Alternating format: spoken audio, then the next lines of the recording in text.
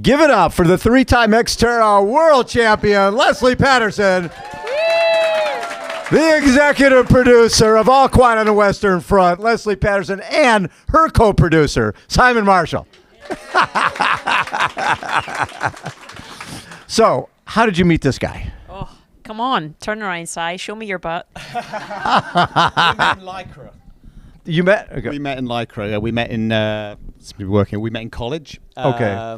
Lesley was doing an undergrad. I was doing my PhD In UK? in the UK. Okay. And I was on the cycling team. And Lesley was one of the only female triathletes, along with Jodie Swallow at the time. Jodie Kinnaman now. Married James Kahneman. They were college roommates who set us up on some dates. And she was the only one who came out on the men's group rides. Oh, is that right? Young triathlete. Yeah, but he doesn't tell the story of how my shorts, I had these GB cycling shorts. Okay. And at the back, I did not realize, but they actually had an arrow pointing to my ass crack. And so it was a running joke in the bike team that, everyone wanted to ride behind me for various reasons. So, anyways, needless to say, I chose Simon. So. Yeah. But you weren't the best person to ride behind because there's like no draft whatsoever. Exactly. Yeah, None. Yeah. So beside that was the arrow. The only reason you wanted the arrow there, so somebody would draft on you every once in a while. Exactly. Yeah, but nice. Ironically, Simon trained as a sports psychologist, and I actually ended up, when we met and got married, I gave triathlon up. So that's how good he is. So playing rugby with the boys, and at age 14, then you get into triathlon. Yep. You win the Scottish Junior Championships, 97, 15th, 99 World Juniors. At that point, were you thinking maybe Olympics? Oh, yeah. Everything was about the Olympics. And especially in the UK, all the funding is focused on the Olympics. Right. And it's just your dream, When I was only 4 years old, I remember running around the block at school, and pretending I was Zola Budd. I'm going to show my age. My age now. So I'd run barefoot around and pretend I was Zola Budd. So, and my best mate was Steve Cram. So yeah, no, he wasn't actually. I was going to say, she knows Steve Cram. Oh my God! I'm like, oh my God. No. So, and then at the same time you're doing triathlon, you're also duathlon. 2000 silver in the World Duathlon Championships. You're doing 15 to 20 hours of swimming a week, and it's not working. Yep. Well, for those of you guys that know, the shift in triathlon occurred in the 2000s for the Olympics, and it went to drafting for ITU racing. And so that just changed the entire landscape of the sport. Right. You had to be a good swimmer so that you could then draft on the bike and then be a good runner. And unfortunately, while I was still a sort of 20-minute, 1500 swimmer, that didn't mean anything. You look at the girls now and they're swimming, 17 minutes? I mean, you cannot come out 3 minutes back and make anything up on anyone now. So yeah, that was a total challenge, and I spent a lot of years banging my head off the brick wall, trying to get that technique. As you all know, if you haven't learned it from the age of 5, it doesn't so matter hard. how much someone tells you to keep that elbow high. You're like, oh, I'm trying, I'm not doing it. No. So anyway, needless to say, that dream quickly went away. The lowest moment, Commonwealth Games? It was 2002. Yep. I think when you feel internally like you have the ability and the talent, but you haven't quite found your sport yet, or where it's supposed to be focused. And so it was disappointing. I felt just awful. I had no passion. I had no drive. I was absolutely lost. And so that's when you got out of the sport, basically. And is that when you two guys moved here to San Diego and you jump in there? So you got I got a job here, as a professor at San Diego State, and then I moved across town to UCSD. And so it was a time that both of us, our families are still young. They're all in the UK. We've got no kids. Like, if we're going to do this crazy move to the US, we might as well do it now. We'll do 3 years. How long can we survive among the Americans? Turns out quite a long time. You're a lot nicer than they told you. No. So yeah, we moved here, and we really haven't looked back. I mean, if any of you have spent any time in the UK, you know why. The rain comes at you that way. say. So it's been fantastic here.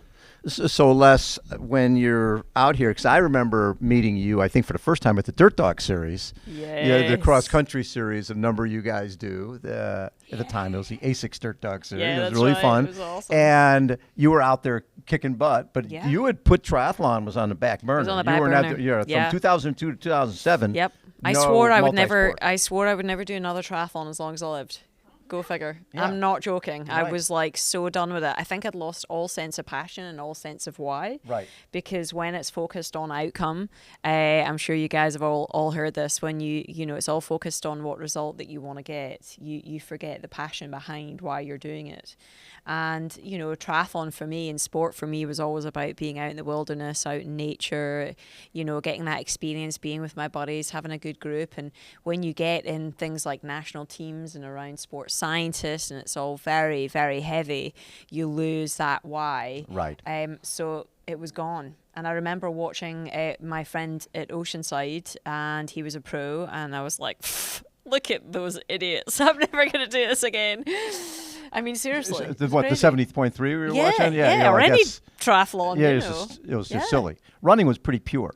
You could just put your shoes on, go run the trails. Yeah, and I didn't get into that until a few years later. Yeah. And it was just about, being fit and meeting new people. And of course, I got the bug again. And Simon, as a sports psychologist, is obviously you're seeing what's going on, and you know what type of talent she has, but you can't really push her back towards triathlon.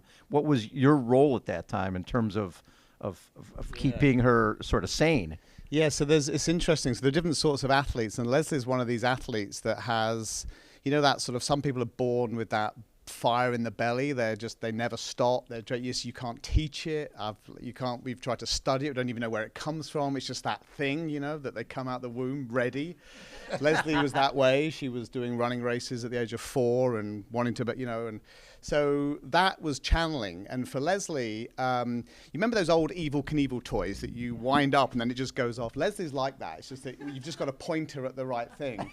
And so so in sport, and it's actually from a psychological perspective, it's really interesting. So people who are very driven, very single-mindedly driven, the consequence you often pay if you're not able to do that thing anymore, you have an injury or an illness or something happens, it can actually start to eat you up inside. You're almost so cannibalizing your own mental health because it's got nowhere to go. And there's been a few instances where it's driven some athletes to suicide. So it's actually quite a serious topic. So for Lesley, who is very driven, it's all about knowing where to put that energy and effort. So as she was coming to the end of her sport career, for example, it was also important for me and her mental health, and therefore my mental health, to make sure it was pointed in another direction, or at least split between other directions. So when you go to Scotland, right, and you win. Did you win the Scottish Championships? Yeah, just kind of, you know, the boy in I triathlon. Thought, I'm going to have a wee go at this again, you know. What the hell? It's been 5 years. Give it a shot. How hard can it be, right? Yeah. And it turned out actually it is pretty hard because it's bloody cold in Scotland, just so you know, and the water temperature was 12 degrees Celsius. I mean, Baltic. Yes. And I remember they had a bagpiper piping us in the water. I thought, are we going to our death? Like, what is this all about?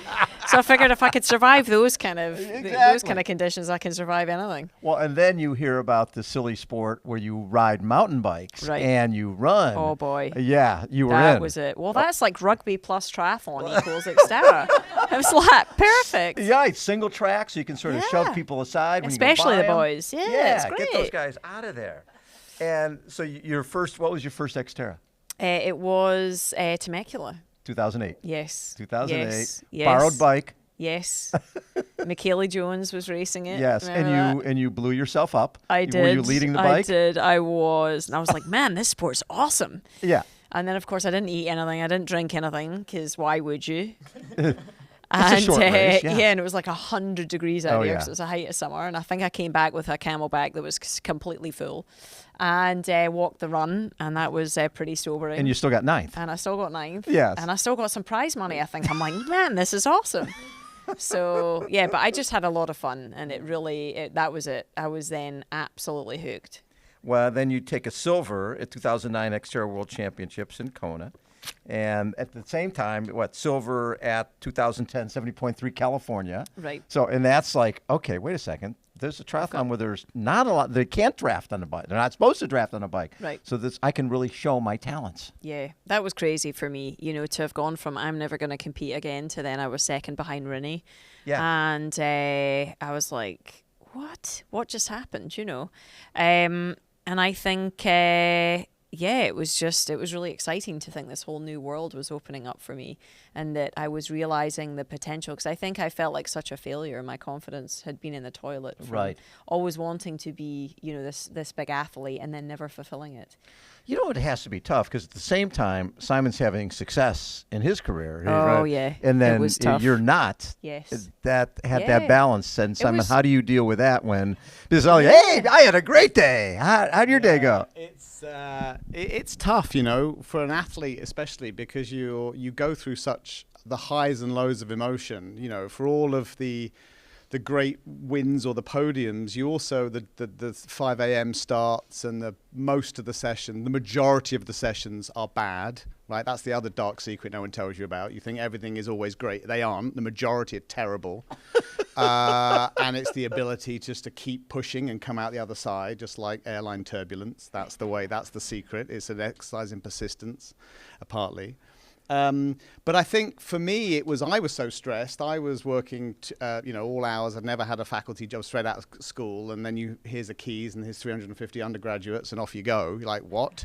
And then not being concerned about, and the rules for sort of the decorum in the classroom are quite different than in the UK versus here. So trying to manage expectations there, and also words that mean something very different and not being complaints about me and all the other things. So yeah, it was interesting. But as Lesley started to find herself running again through Dirt Dog, she was enjoying it. And you've only got there's nothing better in your partner than seeing that fire and the passion behind her eyes. I don't care what she's doing. And she was happy. And so I was just overjoyed. Well, and then then all of a sudden she's signing on with Trek K-Swiss, and you're a sponsored athlete. It's magic. Yeah. That was so cool. The Trek K-Swiss team, that was like 2010, 2011. And that was with Chris Lato. Josh Cox was on there. Yeah, Josh Cox. Part of the K-Swiss. Yeah, Heather Jackson. There was like a big team of us. Michael Raylert. Yep. From Germany. So all of a sudden you're in this crowd, and I remember they took us out to Kona for the launch of it, and we walked in, we each had our own room, and you're like, they flew us out to Kona, and you walk in the room, and I am not kidding, they had boxes of shoes and all this kit just for us. I walked in and my own bike and everything. I'm like, oh my God, this is unbelievable. It was so, oh man. And you had quit the sport a few years ago. I'd quit the sport, and then I was like, that was really cool. So 3 consecutive wins, 2011 XTERRA Pacific Champs, Santa Cruz, UC International, 70.3 Mooseman, sorry. First 7 was your first 7. Mouseman would be that's good. About right. But first, that was your Simon's event. opinion. First 7, that was your first 70.3 win. Yeah. That's pretty cool. That was cool. So now you got XTERRA's going successfully. Right. Now the 70.3, because if the bike ride is challenging, right, you're right in the hunt. Doesn't matter where you're swimming. Right. So how do you figure out the balance there? Yeah, I didn't very well because I didn't actually enjoy the time trialing very much, and I got drawn into 70.3 because of the kudos, which was another big learning curve for me and for anyone out there. I think we can be driven by what is pepping up our ego rather than truly what we enjoy. Right. And I was on this Trek K-Swiss team, and everyone was like, "Oh my God, you could be the next big 70.3 athlete," and that quickly went down the toilet. I raced Worlds in Vegas and probably had the worst experience of my life. Really? Oh, it was awful. It was an awful race. For That's me, a tough swim. Awful location. At the time, it was just in that lake Las Vegas, I think. So it wasn't choppy that year. Okay. I think Sebastian won it that year. Yep. And I just was like, what am I doing? And I remember it was like the run of shame in front of all my sponsors because I was like touted to get a podium, and I was like, I don't know, 35th or something. Ugh. And I'm running, and everyone's watching, and nobody speaks to you afterwards, and you're just like, oh, even him. I've learned that lesson. Yeah, he's learned it. He's the best supporter ever. Yes. I'll be having a shitty race. He'd be like, "Oh my God, you're going so amazing, you're great," and everyone's like, "Who's this guy?" You've learned. You're a smart man. Yeah. You don't have a monkey brain. Yeah. Yeah. So, October 23rd, 2011, XTERRA Worlds. You get a flat on the bike. You fell on the run. And you win the race. Yep. Yeah, that was magical. That was it.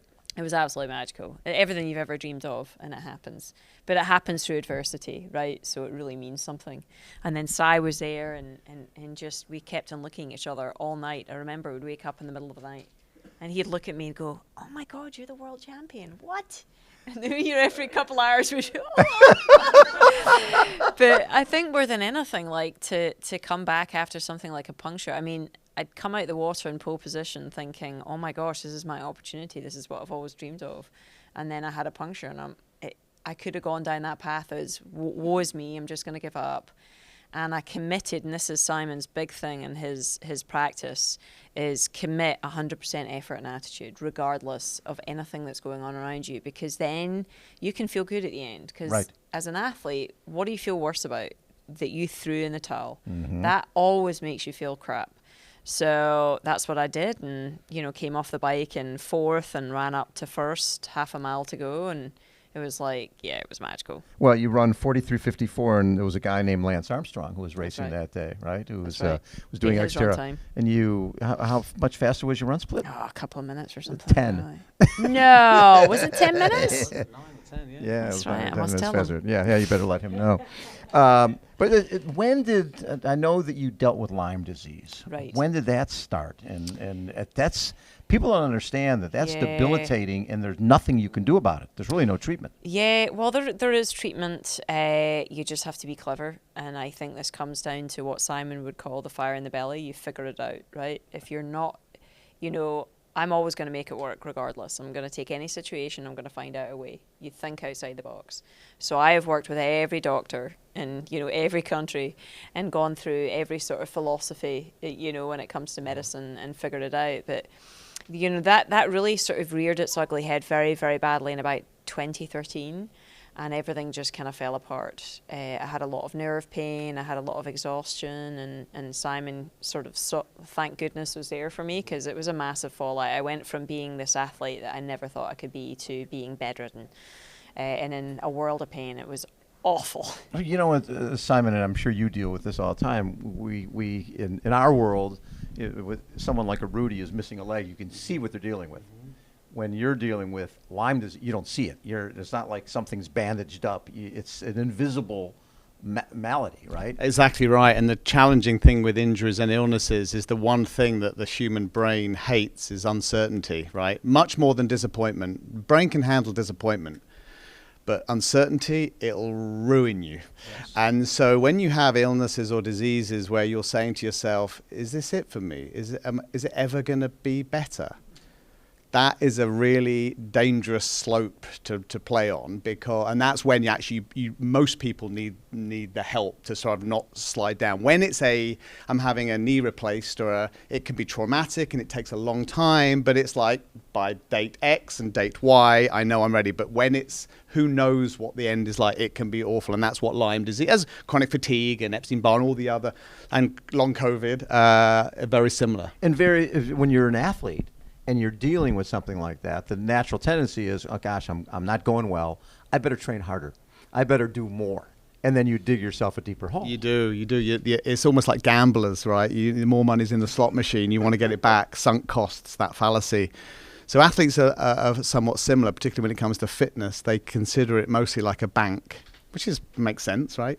Don't want to lose it. But you can get into trouble really quickly like that. And I think Lesley managed, when you don't feel so good and you're bedridden, you don't want to do as much. But watching your body change, especially as a female athlete, the relationship you have with food and your body is already quite strained.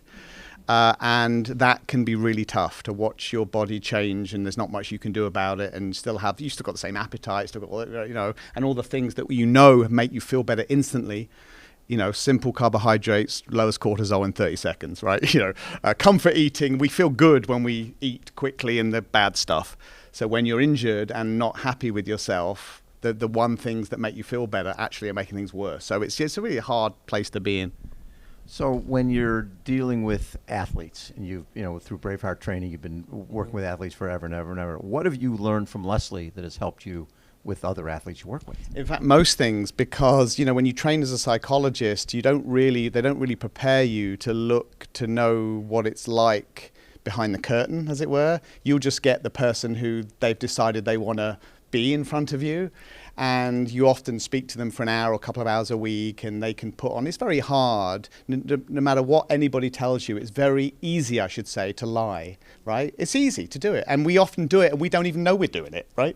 So to actually present and talk about things in a fairly open and honest way is really difficult to do. So yeah, I think it's been sort of challenging, but yeah, I think So yeah, being open. So Les, when you win in 2011, like you said, you guys, it was an exciting time. But at the same time, you had the 3-time champion Melanie McQuaid, who collapsed 400 yards from the finish. Right. So when you win, people are like, well, Melanie would have won if she didn't collapse. Right. Now you got to come back the next year and basically show that it wasn't a fluke. Totally. We had that when Paula Newby Frazier won her first title in '86. Right. A woman who actually broke the tape, Patricia Puntos, was disqualified afterwards. Yeah. So, people were like, well, is she the real... Did she deserve it? Yeah, did she deserve it or not? Yeah. And then she came back and proved. And I think, totally. And I think most athletes that win big races will say that the first time they win it, you have that initial euphoria, and then you start to get the Downton Thomases, do I really deserve it? Can I repeat it? What is it going to take? And so then when you defend your title and win by 4 minutes, that's the real deal. That was the best race in my career. I don't think you get many of them, and some folks will never get any of them, where everything is perfect, and it was magical. Yeah, I can still remember the feeling of just being untouchable and just everything falling into place and feeling like I could rip the handlebars off and run like I was flying and swim like I was grabbing every piece of water. It was just yeah. But then the next, so 11 and 12, 2 huge wins in a row. Right. And then a number of seconds, but in 2018, you win again. Right. After a long time away. Yeah. You don't see that very often, where someone's 6 years in between wins. Right. And I think I'd spent so long just trying to get well and trying not to be injured. So much of my energy was spent trying to not be in pain.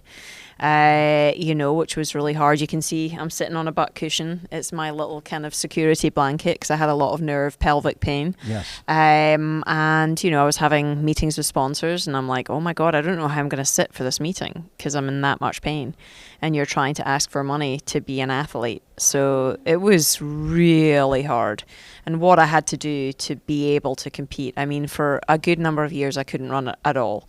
I was only able to run in a race, and then I'd be in a lot of pain afterwards. So, yeah. So 2018 was nice to prove that I could still do that.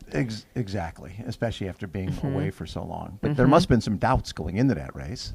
I was pretty fit going into that race. I remember I'd had a great block of training and really things were going pretty well. So I was confident for sure, but it was very tough conditions that year. Very, very muddy. Yes. And, I think so much of this sport is just about gratitude. When you've had so many long periods of not being able to do it, I'm sure you guys feel the same. If you can't do what you love, it's really tragic. So when you're able to do it, it is what it is in terms of the outcome. You don't care anymore. Well, and especially when you show that, again, 6 years away, and there's new athletes coming in. There's all these, Flora Duffy, look what she's done over the years. But all these amazing athletes are coming in, swimming faster, riding faster, running faster. And you win 6 years later. That reaffirms everything you're doing. Oh, totally. And just, my love of the sport, right? I always want to be as best as I can be, regardless of where I'm at in any given day. So talk a little bit about this mixture of racing and training, and then movie business, right? Yeah. Was this it is a pretty dozen wild. years ago that you got involved with buying the script? Yeah, it was 16 years ago. So with this film, All Quiet on the Western Front is based on a famous novel, a German novel, World War and World War One. And we optioned, Simon and I, along with my writing producing partner at the time, we optioned this material. And that's a big deal in the film business, or in any business really, when it comes to content. Anything that's IP driven, intellectual property, it means it has a certain value or worth. You know, like you can see all the comic book, films and all that. They all already have a baked in audience, so it's very difficult to get titles of that caliber if you're a no name, which we were. Right. But I had studied my undergraduate and graduate in film and theatre, so I always had that background. I'd produced films and written some stuff. I started off as an actress. Do not Google me and horror films, please. It's rather embarrassing. Simon can attest to that. Yes. They're bad. Were you a zombie? What were you? Come on now. No, I was one of those Californian, chicks that gets eaten in half by an animal. Oh, seriously. nice. No, I'm eaten in half by a chupacabra. Yeah. Oh, it's hilarious. Yeah. I've got my body all ripped open and I'm screaming and yeah. So you figured, I'm just going to buy the rights to a film where people get shot up instead. Well, why not, right? Yeah, it's way war. better. Yeah. I mean, we've always, I think Simon and I love history anyway. We love war films. And then growing up in the UK, World War One especially is a big war we're taught about. There's monuments up in every town with hundreds and thousands of men that were killed in action. Yeah. And it's a really shocking war. And really, 16 years ago, certainly, there was not many films that were done on World War One because the film business was very much focused around the American market. Yes. That's where the studios are based. That's where distribution, has its emphasis. Money is raised, and so World War One was not a popular war because Americans weren't really involved. Right, everything's been about as much.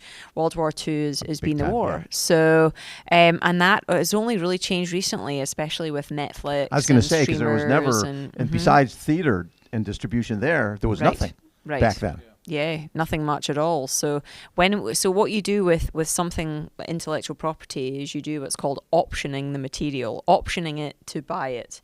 So you option this thing as long as it takes to get the thing made, which for us was a long bloody time. 16 years. 16 years. You have to keep re-upping the option and convincing the estate of the book that, hey, we're the folks to do it. And it was brutal. I mean, Simon and I invested a lot of our own money. Yeah. We had to adapt, obviously, the novel into a screenplay. And at the time, I was doing some writing. I'd studied it. And my partner as well was a writer. Simon was never interested in writing. Well, you can talk about you were never interested in writing. Yeah, so as an academic, you spend your life writing, but for science, right? You're writing grant applications and papers and so on. But I'd always loved creative writing, but didn't really know how much. And then when Lesley and Ian, her partner at the time, were struggling to find the story, because we had to create a script out of the book, they'd outlined it well, and then they said, well, would you have a go? And as a psychologist, not really thinking that would help me understand character, right? What do people think and what are people really thinking as they're talking to you, right? And so I started to help out, and then it was working, and the combined script became the one that we sold. So it was a really good experience. But the journey was wild. I mean, the people that we had on board the film that came on, came off, the money came on, came off. In fact, at one point we flew to New York and met Daniel Radcliffe. We had him on board way at the beginning. Wow. We had some big directors on, we had different finance on, and originally we were thinking that it would be an English-speaking film with German accents. Right. Because at the time, foreign films were not popular. You know, you couldn't raise finance, certainly for a World War I film with a bigger budget. You couldn't raise the finance for a foreign film. And then, of course, the streamers came along, and that changed everything. And then a bunch of other films like Parasite that won Best Picture as well as Best Foreign Film. It changed the zeitgeist of how we feel about foreign films. And then 1917 came along. 1917 and that was huge. Changed everything. And it changed, the viewpoint of World War One. All of those things came together along with the right director and producer, and it allowed us to then get this thing off the ground. So when we were chatting, it was like just it had been out for about a week, and you had 32 million hours of viewing in like that week. Yeah. Did it surprise you how people just fell in love with the film? Yeah, I mean, it's hopefully, if you haven't seen it already, you'll check it out on Netflix. It's a harrowing film, but it's a beautiful film. The cinematography is gorgeous. The characterization is beautiful. It's a really unusual sort of approach to filmmaking in that it's very, very immersive. Mm-hmm. So you are experiencing that war and the tragedy of it. Really, you're in it.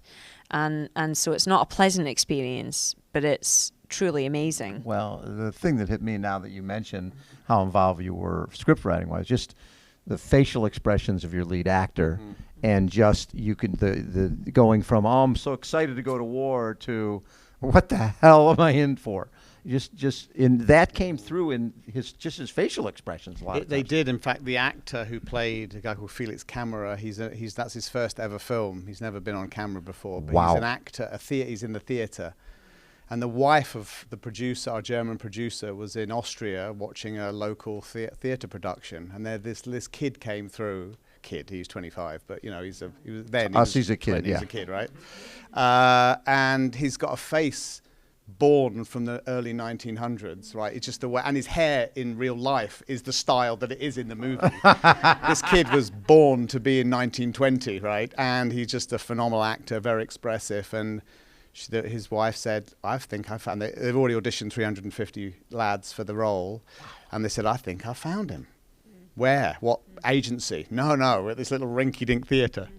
What was fascinating about Felix, though, was his process, because it's an incredibly challenging film emotionally. He goes through that whole spectrum of, joy, excitement, innocence, to then losing his friends, to, just absolutely despondent, to then almost animalistic at the end. And he made a rubric of that emotional arc, because when you're shooting a film, you shoot it out of sequence largely. So you're bouncing all over the place. Because if you're in one location and maybe you've got 3 scenes in the film at that same location, it might be at the beginning, at the middle, and the end. Well, then you're going to, maybe your first day of shooting is actually the end of the movie. And then your second day of shooting is the middle of the movie. So you really have to know where you're going to be and what you're going to hit. So he had made this numerical emotional value to each scene of the film, and he graphed it out. So every day he had an hour drive to set on a bus, and he would listen to certain pieces of music relative to the emotional value that he was giving that specific scene. So it's just, the process, I mean, gosh. And then when you do watch the film, if you haven't already, there's a beautiful scene where he kills a Frenchman in the shell hole. And it's really tragic. And when they were filming it, they had the camera kind of duffed up, and they had to do another take. And he was, and he's such a nice guy, and I think he really lost his shit, because it's like what the well that you have to dig in to take yourself to that place is so deep that when something technical happens, it's like, oof, How far into the film was it when you realized, I think we got something pretty special here? Do you know, almost instantly, I think, because every shot that the director Edward composed with his cinematographer and the production design is like a piece of art. Yeah. Every way that he chooses to angle it, and one of the beginning shots of the film is where he comes overhead and you see all of these bodies are all frozen on the ground, and it actually looks like a piece of art.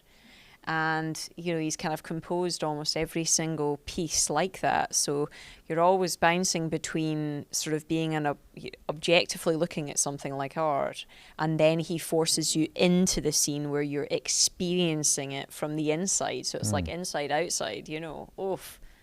Is it hard to watch it? After putting so many hours into it, it's sort of like when looking back at races, things like that you're in. Sometimes it's hard to watch that.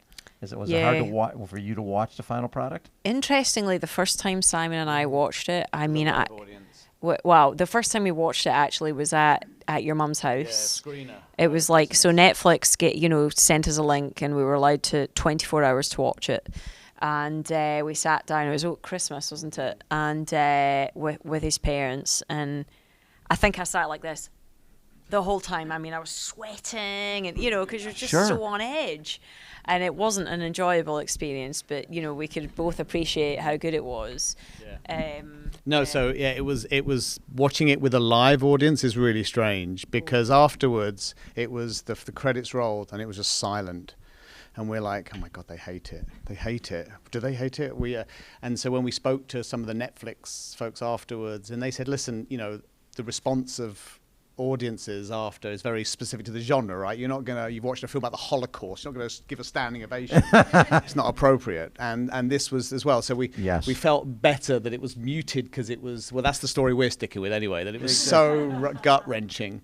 But the interesting thing about this film is that the goal was to try and take out heroism and the sense of adventure. The two things that war films are built on, right? Every one, heroism and adventure, because a war film told from the position of the people who lost the war, who are largely forgotten and marginalized, it's a very different feeling. And that was the sensibility that the German production team brought, and in our script, but it was trying to find out that why. So I think if you go in thinking, I love Saving Private Ryan, I'm going to watch this, one of my favorite films, but it's a very different kind of film. Yeah, you do come away just sort of gutted. Yeah, I came away gutted watching the film, but just the graphics and just his facial expressions throughout that movie make the film. Mm-hmm.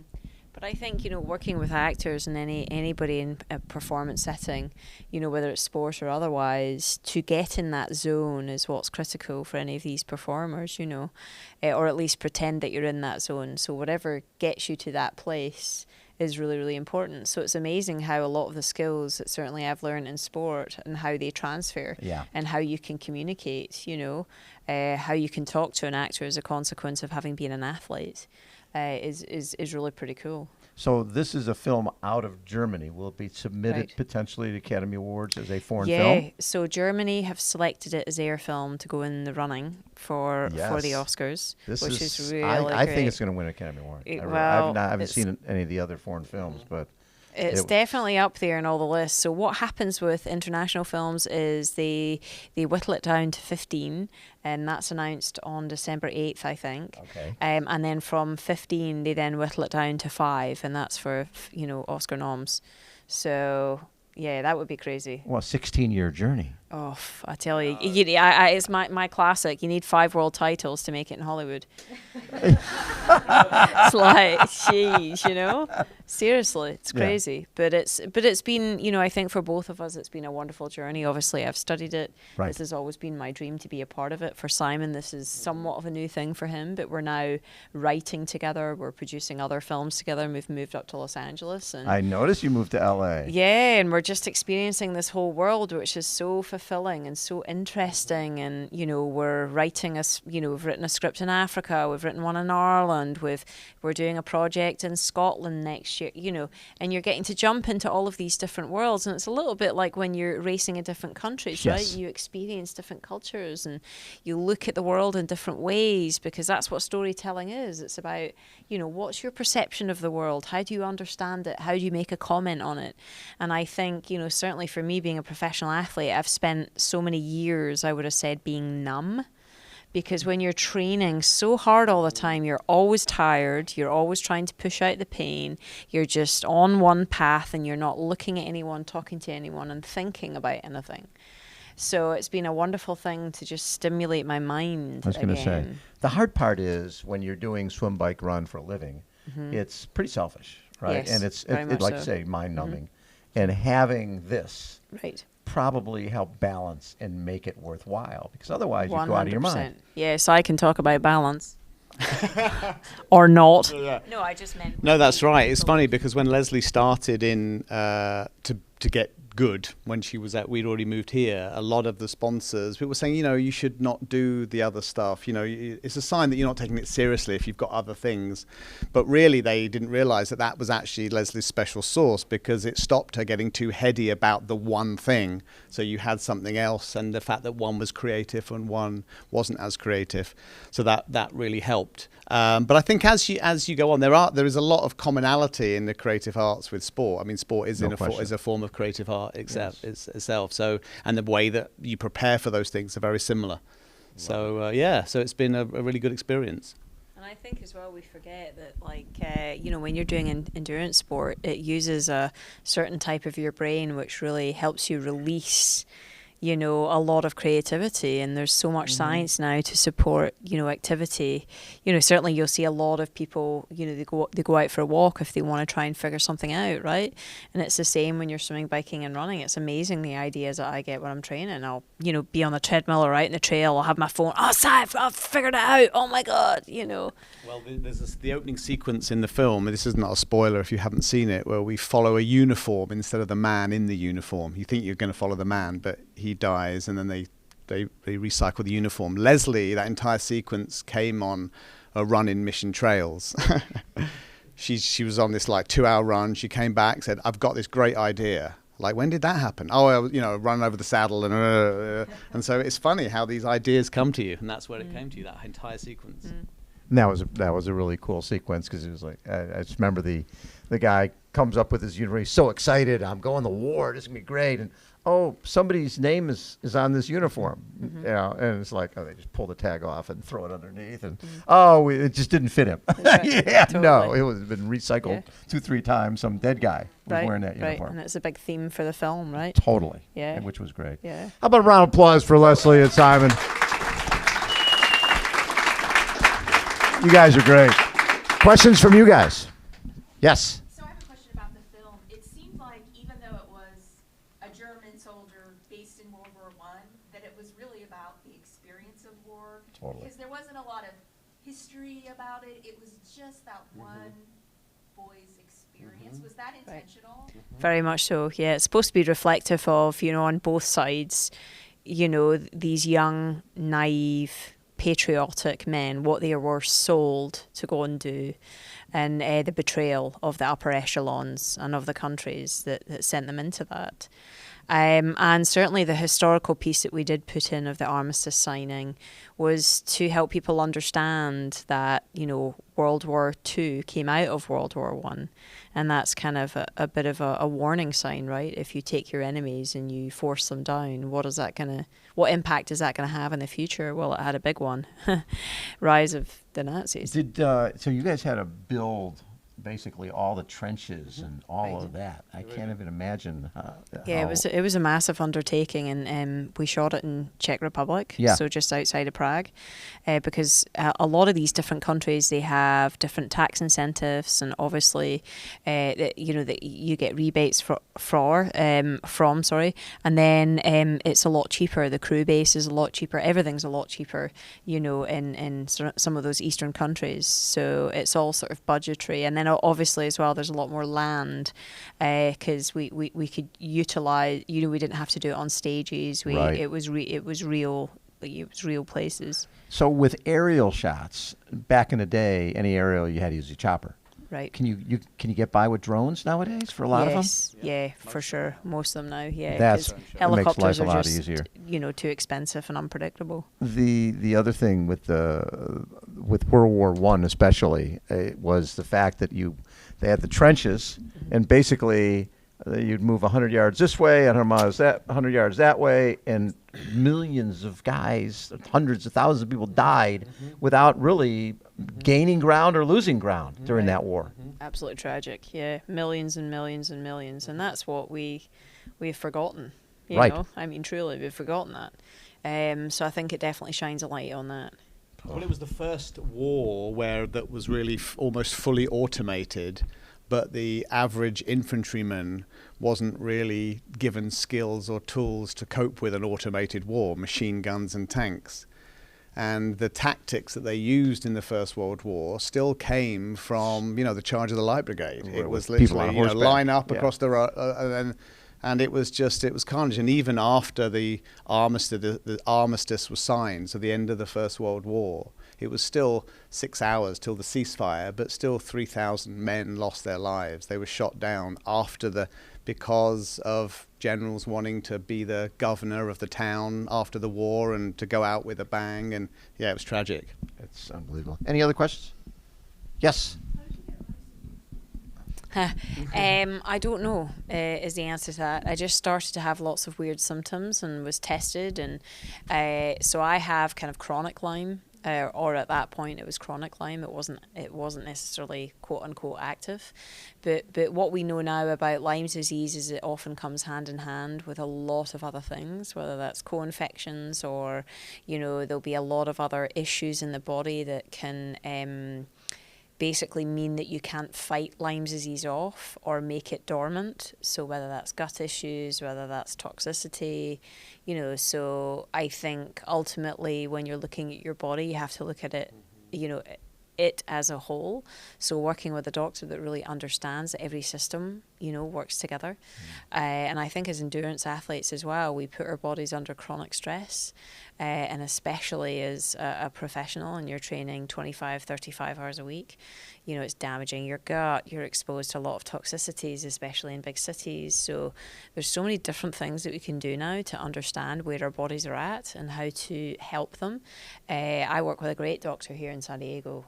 So if anyone needs any help, or maybe you have gut issues, chronic fatigue, long COVID especially, works with a lot of athletes that have had long COVID. Yeah. And it's looking at the body as a system. Any others? Well, thank you again. Another round of applause for Lesley and Simon.